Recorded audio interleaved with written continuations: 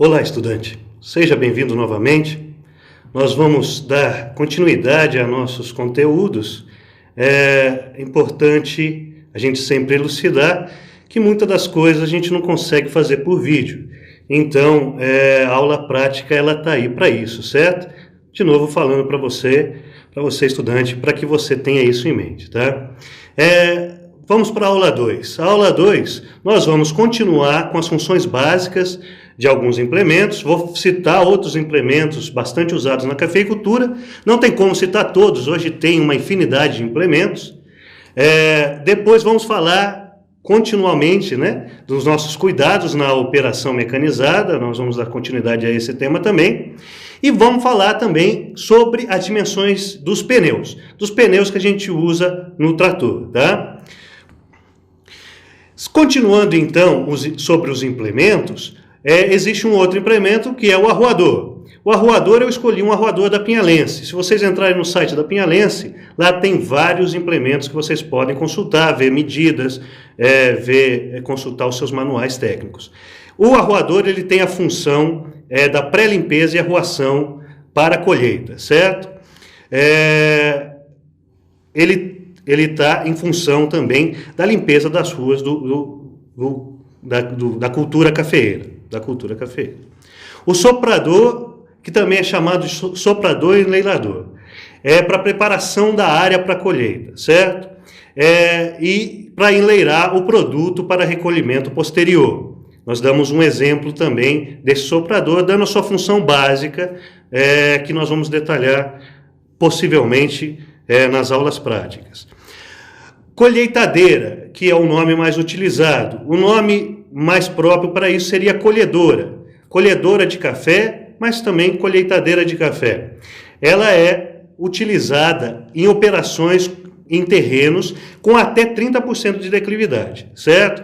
Vocês podem ver que no mercado não existem colheitadeiras ainda que trabalhem em terrenos bastante declivosos. Em terrenos bastante declivosos, você vai utilizar a derriça manual ou a derriça por uso da derriçadeira manual, certo? Recolhedora para o recolhimento de café central com abanação, tá? Então, o café que fica ali nas ruas. Carreta basculante, bastante utilizada também. Lembrando que tudo para a cultura cafeeira, nós temos que lembrar da largura da rua, certo?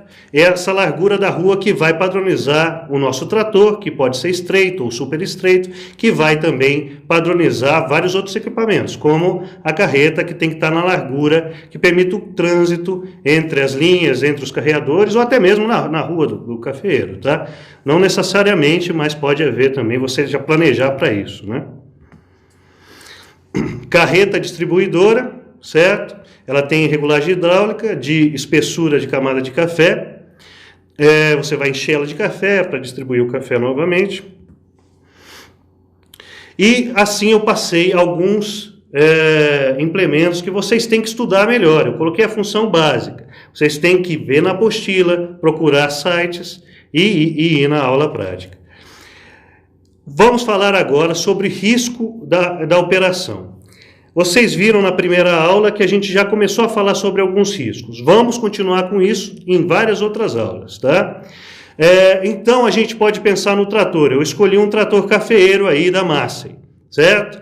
O trator é uma máquina de força. É uma máquina que é pesada, de força, que tem 70 cavalos, que tem 75 cavalos, que pode ter muito mais que isso, tá? E pode ser um pouco menor, de 50 cavalos. Mas vocês imaginam o quanto de força tem isso. Só pela ideia do símbolo de potência que a gente usa em cavalos, vocês podem deduzir sobre isso. Então, nós temos que tomar cuidado na operação com essa máquina, tá certo?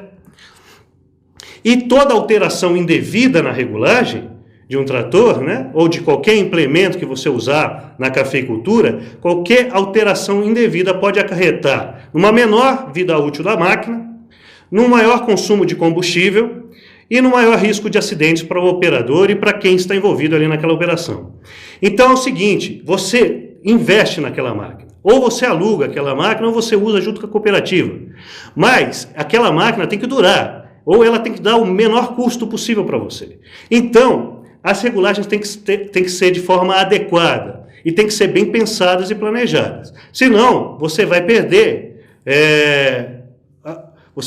o seu rendimento, você vai perder a sua viabilidade econômica, né, na sua propriedade. Então, visando isso, você tem que estar atento a esses riscos na regulagem aí, e nós vamos abordar sobre isso também. Você também pode acarretar em multas ou perda de garantia da máquina, né? Você chega no meio de uma operação, por falta de regulagem, por uma regulagem indevida, a máquina quebra. É um dia que você para de trabalhar. E além disso, lá, após venda lá da empresa que te vendeu aquele equipamento, pode falar, essa máquina não quebrou por causa de algo inerente a ela, foi por causa de mau uso. E aí você pode perder mais dinheiro ainda com isso, certo? Então, vamos pensar qual seria... O trator é uma máquina pesada, mas qual seria a parte que a gente tem que mais se preocupar? A parte que a gente mais tem que se preocupar é a TDP, a tomada de potência, também chamada de tomada de força. Por enquanto, nós vamos ver só a preocupação contra acidentes dela. Nós vamos detalhar ela nas próximas aulas. Então, essa tomada de potência, ela está relacionada a um grande risco na operação. Ali está uma foto mostrando para você o cardan, certo? A proteção do cardan, que está em amarelo. O cardan está dentro da proteção amarela, o implemento é o vermelho e o trator está logo à frente. Então, lá no trator está a TDP. Essa TDP vai estar ligada nesse eixo, cardan, que está com a proteção amarela ali, e chega até a máquina. Isso é para movimentar a máquina, para movimentar a trincha, para movimentar um pulverizador, ou qualquer máquina que você queira movimentar com esse sistema de TDP. O grande risco é porque é um eixo girante, é um eixo que gira. Então, para você trabalhar com isso, você tem que estar... A calça ela não pode ser muito larga, muito frouxa, a calça tem que estar mais rente ao corpo, certo? Você não pode ter aquelas barras de calça que podem enganchar nesse sistema girante e causar acidente. Mulheres que vão trabalhar com essa operação, o cabelo tem que estar preso, porque o cabelo pode engastar também nesse eixo girante. Então, por ele ser um eixo girante, mesmo com a proteção, tem muitos riscos, porque vocês sabem, muitas vezes a gente está em cima do implemento, vai dar manutenção nele e o sistema está girando, a gente pula o implemento, pula a TDP, isso nunca deve ser feito. Isso nunca deve ser feito. Por quê? Porque ela é o grande risco. Se vocês forem ver lá nos Estados Unidos, muitos tratores já vêm sem TDP. Ué, mas aí como é que eles fazem? Eles usam o sistema hidráulico auxiliar, que tem nos nossos tratores também, certo? Então, o sistema hidráulico auxiliar está sendo trocado pela TDP. Você está usando o sistema hidráulico auxiliar em vez da TDP por causa desses riscos, tá? Então, de cara, uma das partes que é mais perigosa no trator é esta, e nós vamos falar melhor sobre ela em outras aulas também. Então, o trator, nós vamos trabalhar em relevo acentuado, geralmente aqui no sul de Minas ou em outras regiões do país. Nós vamos trabalhar nas curvas de nível. O risco no trator capotar é muito grande. O risco de haver a capotagem é muito grande. Então, existe uma estrutura que a gente chama de EPC. Essa estrutura EPC, ela é a estrutura de proteção na capotagem, ou também pode ser chamada de estrutura de proteção contra a capotagem, certo? Essa estrutura vai proteger o tratorista, vai proteger o operador, o tratorista, se o trator vier a tombar. Porque é o seguinte, ó, ela está ali no esquema como uma barra, que na hora que o trator vai capotar, ele não gira novamente e não vai caindo. Essa barra deixa o trator apenas deitado, certo? Isso já auxilia na hora de um acidente, tá? Sem essa barra, o trator pode ir rolando até o final do morro, até o final desse relevo aí, certo? Então, existem vários tipos dessa proteção. Eu coloquei algumas páginas aí para vocês, que tem apostila sobre isso e outras, se vocês quiserem aprofundar nessa estrutura. O trator que tem cabine já vem com essa estrutura. Então, tratores cabinados, ele já vai estar dentro da estrutura da cabine, vai estar esse EPC, Estrutura de Proteção na Capotagem. Outro cuidado que nós temos que ter em mente, já logo na segunda aula, para vocês se atentarem, os riscos que a gente tem na partida de um motor de um trator. Então, antes de dar partida no motor de um trator, deve-se verificar o quê? Deve-se verificar se o implemento foi acoplado corretamente. Ou seja, se foi por TDP, o sistema hidráulico, se todas, se as mangueiras do sistema hidráulico, se o cardan, se tudo foi acoplado adequadamente. O freio de estacionamento estacionado, o freio tem que estar acionado. Para você evitar de um trator, porque o trator ele não é igual ao carro seu.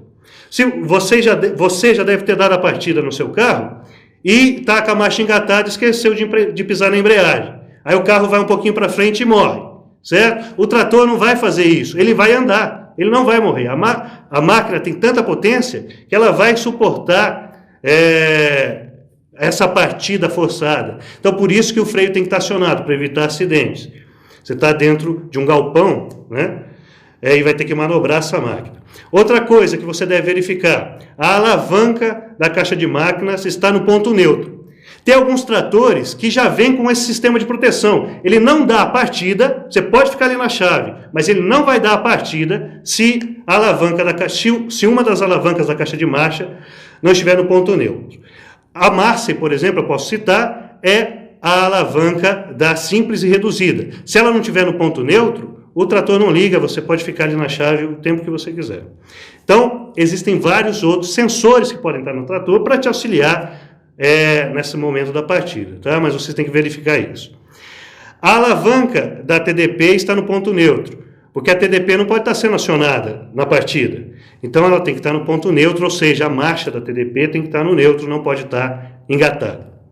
E o implemento tem que estar abaixado até o solo, certo? Porque aí depois, do trator acionado, ligado, dada a partida no motor, aí sim você vai fazer a manobra. Antes disso, você vai desbloquear o freio, você vai engatar as marchas, você vai subir o implemento que está abaixado e seguir para a sua operação.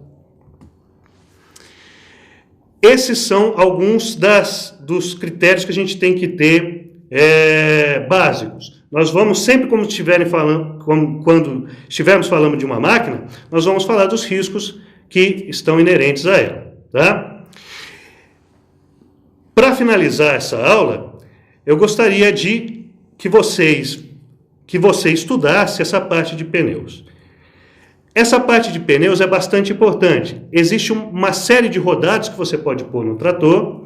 Ele tem uma série de especificações para cada tipo de solo, de relevo, né? Então, aqui nós vamos citar algumas dessas especificações para você selecionar corretamente o seu pneu. Então, quanto à dimensão desse pneu, você tem dois padrões. Tem um padrão em polegadas e tem um padrão do sistema métrico. Os dois são bastante utilizados, tá? O padrão em polegadas está lá. Se você quer comprar um pneu e está lá no padrão dele, no nome dele, na nomenclatura dele, que o pneu é 18.4 R30, o que significam esses valores? O 18.4, o que significa esse R, o que significa esse 30?